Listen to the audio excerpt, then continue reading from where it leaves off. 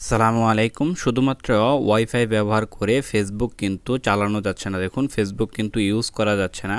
কিভাবে আপনি ভিপিএন ব্যবহার করে আপনার ফেসবুক আপনি চালাবেন এবং ভিপিএনটা যেন নিরাপদ হয় এবং কোনো ধরনের ঝুট ঝামেলা যেন না থাকে। ঝুট ঝামেলা বলতে আপনার কান্ট্রি সিলেক্ট করা, নানা রকম সেটিং করা, এরকম কোনো ঝামেলায় আপনার এই অ্যাপসটিতে থাকবে না, যে অ্যাপসটিতে আমি দেখিয়ে দেব। সো এই ভিপিএনটি আপনি কিভাবে ডাউনলোড করবেন। সো আপনি সরাসরি প্লে স্টোরে চলে যাবেন।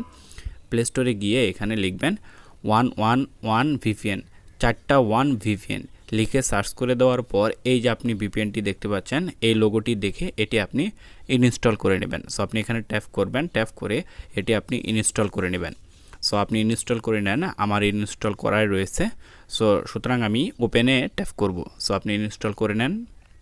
ইনস্টল করে নেওয়ার পর এখানে আপনার যত প্রকার পারমিশন চাবে, যত প্রকার অ্যালাউ চাবে, সব আপনি এখানে ওকে করে দেবেন। সব কিছু ওকে করে দেওয়ার পর আমার মতো এরকম একটি ইন্টারফেস আসবে।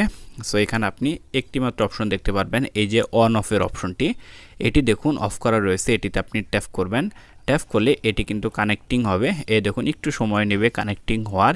এখানে কিন্তু কান্ট্রি সিলেক্ট করো, অমুক কাজ করো, তমুক কাজ করো, এরকম কোনো ঝুট ঝামেলা এখানে কিন্তু নেই।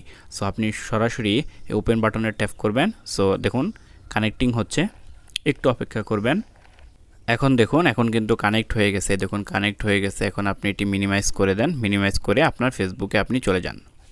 সো আপনার ফেসবুকে চলে যান এবং এখানে এসে আপনি রিফ্রেশ করুন। সো এখন দেখুন, এখন কিন্তু আমি রিফ্রেশ করার পর এই দেখুন এই পোস্টটি কিন্তু 18 ঘন্টা আগে পোস্ট করা হয়েছে। সো আমি এখন এখানে লাইক, কমেন্ট সব কিছুই কিন্তু করতে পারবো। সো আপনি ইচ্ছে করলে যদি ভিডিও দেখতে চান সেটিও কিন্তু আপনি এখানে করতে পারবেন।